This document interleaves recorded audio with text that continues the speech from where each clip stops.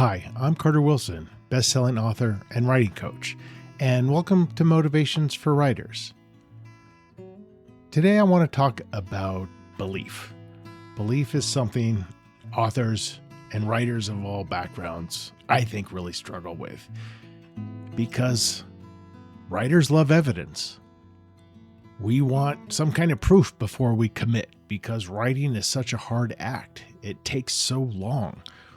We want proof that the idea is good before we write it all down. We want proof that the market exists, proof that the time is worth it.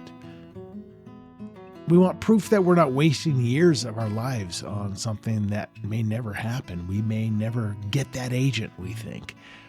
And even if we get that agent, we might not ever get published. We hear about all the odds, all the long numbers, all the improbabilities, how hard it is, how lucky you have to be published. Most of the evidence writers want only really appears after years of action. And here's the catch-22. Most writers never get that evidence because they refuse to move without it. And that's where belief comes in. And I'm not talking about blind optimism. I'm talking about belief. Belief is a decision you make before you have answers. It's the internal posture that says, I'm going to keep going even though I can't yet see where this leads. I was reminded of this recently when I interviewed a debut author named Emmy McGuire. I interviewed her at the Tattered Cover Bookstore in front of a bunch of people for her debut launch. And Emmy is 23 years old. And she signed with an agent when she was 16. I mean, just that fact alone tends to short-circuit people's brains. It invites comparison. It invites security. It invites the familiar spiral of, why not me? But what mattered more than the timeline was something that she said almost casually when I asked her how she handled the waiting, the uncertainty, the long stretch between representation and publication when she researched the insurmountable odds of getting published. She said she never really pictured it not working out. She said she didn't know how it would happen. She didn't know when. She just always assumed it would. That's belief. And belief is not a personality trait. It's not something you're born with or without. It's a choice you make daily, quietly, without anyone noticing. Most writers don't quit because they fail. They quit because they decide the story they are living is in a losing one. At some point, they start telling themselves a different narrative. Publishing is broken, they say. The industry is rigged. I'm too late. I'm not special enough. I missed my window. I have 100 rejections from agents, so that means it will never happen for me. And I get it. It's hard. I had 75 agent rejections before I got somebody to take me on. And I know what it feels like to have that sense of nobody wants me. And I can tell you, if you live in that place, that story, once that takes hold of you, your behavior changes. If you assume things aren't going to work out, you're going to start writing more slowly. You're going to hesitate. You're going to stop finishing drafts or not submitting them. You're going to start protecting yourself from rejection instead of building resilience. And I'm telling you, it's not a motivation problem. It's a belief problem. Yes, you still have to have a passion for writing. Yes, you still have to get feedback and be willing to make yourself better. You have to constantly be learning. But without belief, I think you're doomed. Belief always shows up in behavior, so two writers can face the same rejection. One sees it as confirmation they don't belong. The other sees it as part of the process, or data, feedback, ways to get better. This is the same email, the same words, but two completely different outcomes. Belief determines which meaning you assign to the experience. This is why belief doesn't follow evidence. Evidence follows action. And action follows belief. If you wait until you feel confident, I'm telling you, you're going to wait forever. Confidence is not a prerequisite, it's a byproduct. Writers who believe it'll work out behave like writers who belong in the room. They submit more. They revise with purpose instead of panic. They listen to feedback without letting it discourage them. They treat obstacles as information and not as verdicts. And that's not to say they're immune to doubt. Every time I sit down to write, I have doubt. 22 years in, I have doubt. But what I don't do is let that doubt make decisions for me. And I think that's an important distinction. Belief doesn't mean you never question yourself. It means self-questioning doesn't paralyze you.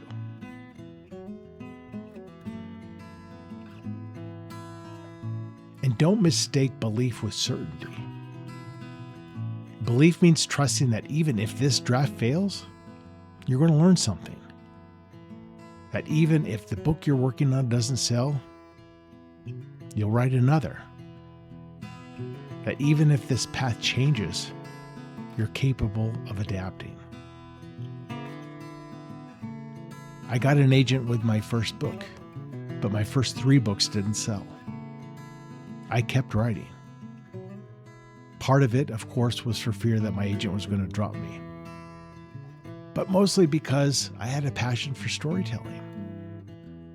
I had new ideas.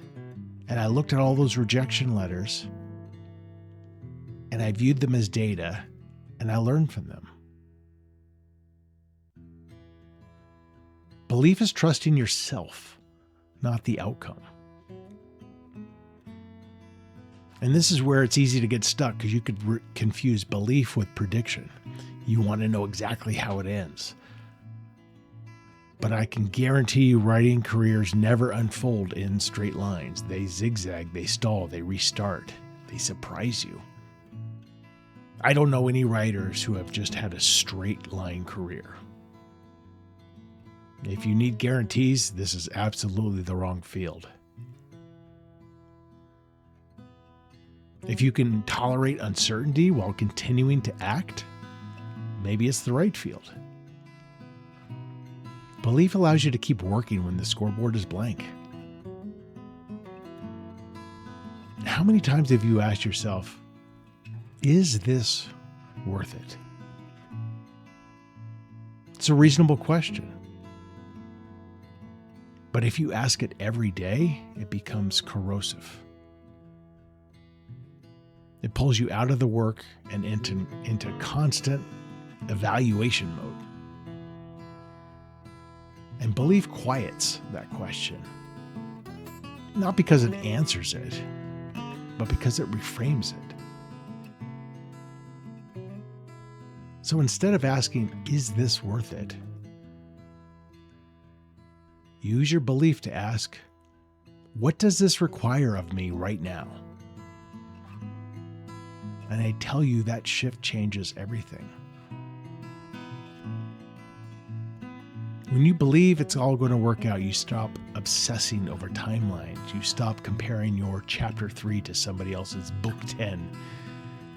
You stop demanding that today's work justify your entire future. You just write the page in front of you because you remember how much you love it. You take the next step. You trust that momentum comes from consistency, not clarity.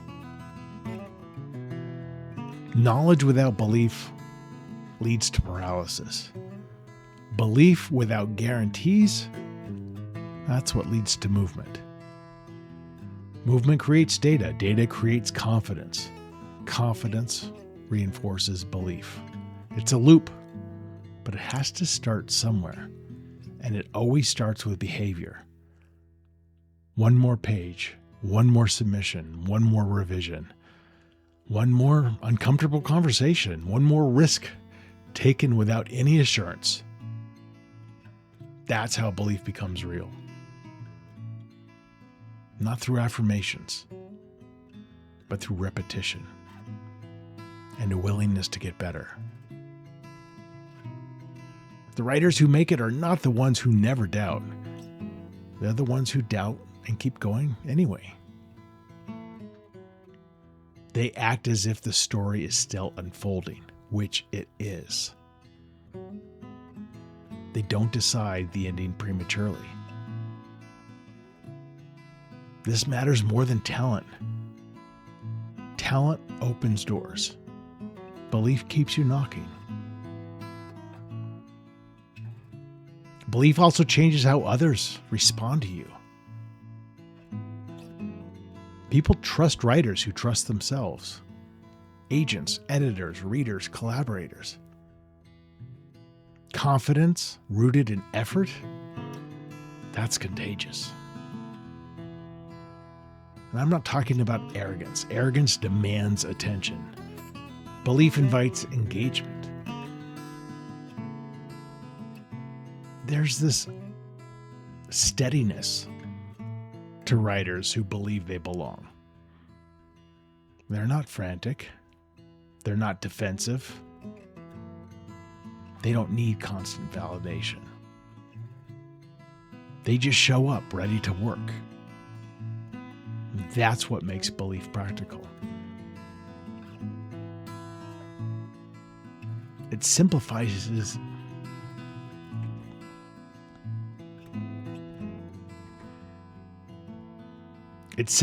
decisions. You stop asking, should I keep going? And you start asking, how do I keep going better? Belief narrows your focus to what you can control. And you have to recognize the things you cannot control in this industry because you can't control the market. You can't control trends. You can't control who says yes. You can control your output, your commitment, and your willingness to learn. Belief keeps you aligned with those things when everything else feels unstable. It also helps you survive the long middle, which is where most writing careers are spent. Not the beginning, not the breakthrough. The long middle. The middle is where there are no announcements, no milestones, no applause. Just an expectation of work. And I think belief is what keeps you from mistaking the middle for the end. That's why the most dangerous moment in a writing career is often early disappointment. Not failure, but discouragement before evidence has time to accumulate. Belief buys you that time. Time to get better, time to find your voice, time to outlast the version of yourself that's still learning. Emmy didn't succeed because she was young. She succeeded because she never opted out mentally. She never decided the story was over. And that's available to all of us. Not by pretending the road is smooth, but by deciding it's navigable. So here's the question. What would change if you acted as this will all work out for you? And I don't mean working out fast or clean or not without pain, but eventually. How would you write today if you trusted that the work mattered even before anyone else did? How would you revise if you believed improvement was inevitable? How would you submit if rejection was feedback, not judgment? Belief isn't a feeling, it's a posture. It's how you show up when no one is watching. And if you keep showing up, the evidence you want will start to appear. Quietly, gradually, and always in ways you don't predict. I'm telling you, that is how writing careers are built. Not by certainty, but by belief strong enough to carry you through that uncertainty. Act as if the story is still unfolding, because it is.